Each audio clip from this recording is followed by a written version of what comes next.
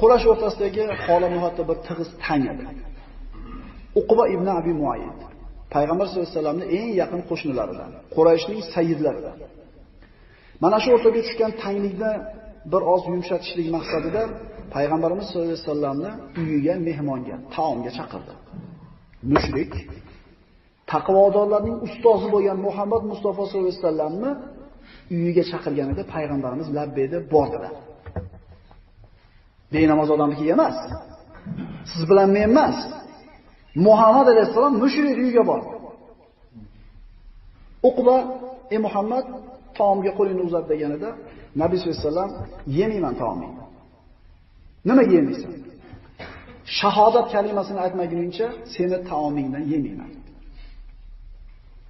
Payg'ambarimiz sollallohu alayhi vasallamning bu qilgan ishidan maqsadi shu ediki, agar Uqba ham shahodat kalimasini aytib qo'ysa, xuddi Hamzani singari tilidan chiqib ketganligi uchun keyin gapidan qaytishlikdan xijolat bo'lib, islomga kirib qolarmikin degan maqsadda aytgan edi bu so'zni.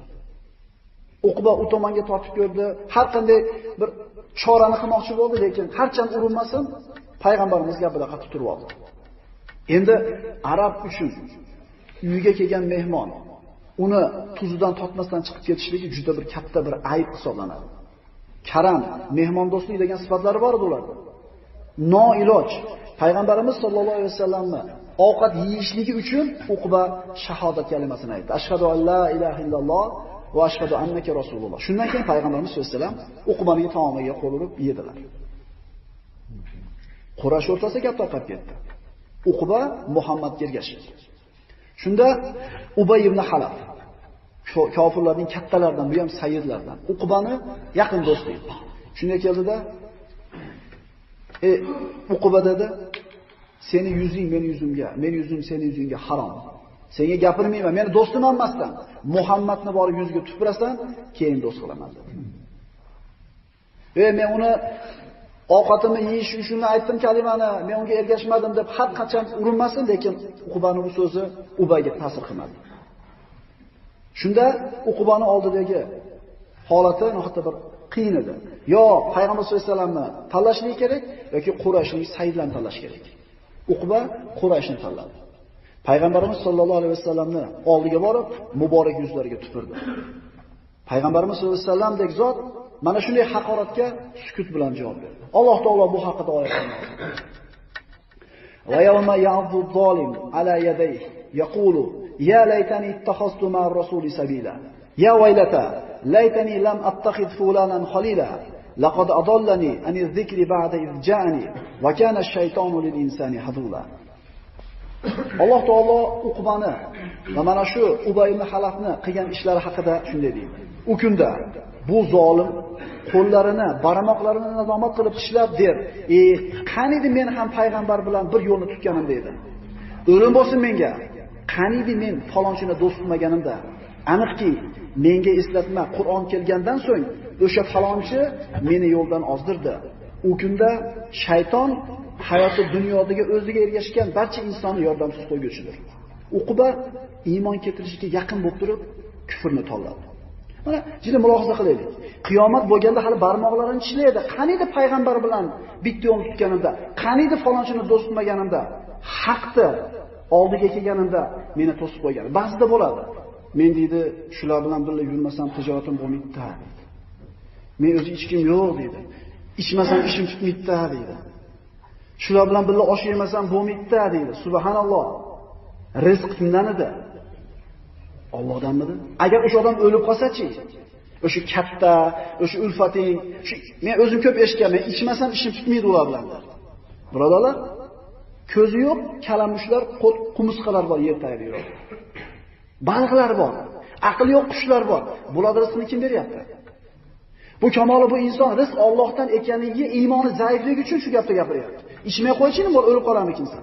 Hamma ichmaganda ham ishi yurishmay qo'ymayapti. Ba'zi tanlash kerak bo'ladi shu ulfatlarda yo dinni. Endi dinni tanlamayaptimi? Narigini mahkam ushlab olyaptimi? Rizqda shundan ko'rmayaptimi? Agar atrofimizda shunaqa odamlar bo'lsa yoki bir o'zimizda ham shunaqa bir kamchilik bo'layotgan bo'lsa, Allohning roziligi uchun kechiriladi ba'zi bir harom narsalar. Qiyomatda pushaymaydi inson.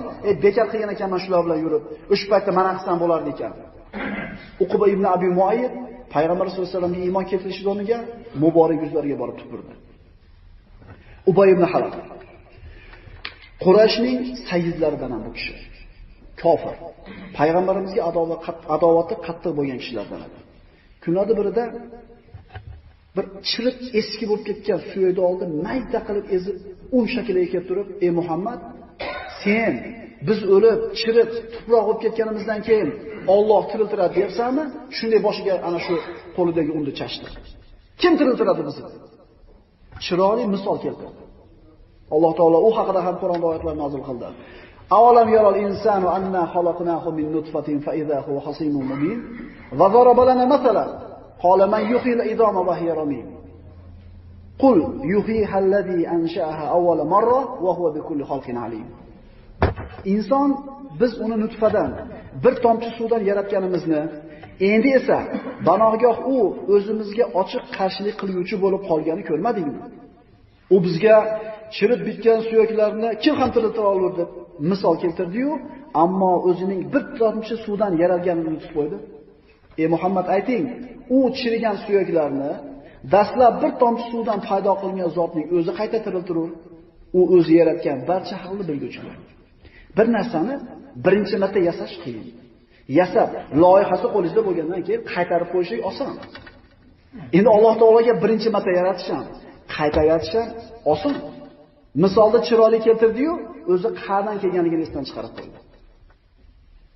Da'vatni Payg'ambar sollallohu alayhi vasallam davom ettirdilar. Odamlarni payg'ambarimizning da'vatini eshitishlikdan qaytarishlikka Qurayshning imkoniyati bo'lmay qoldi. Dorun Nadvada to'planishdi.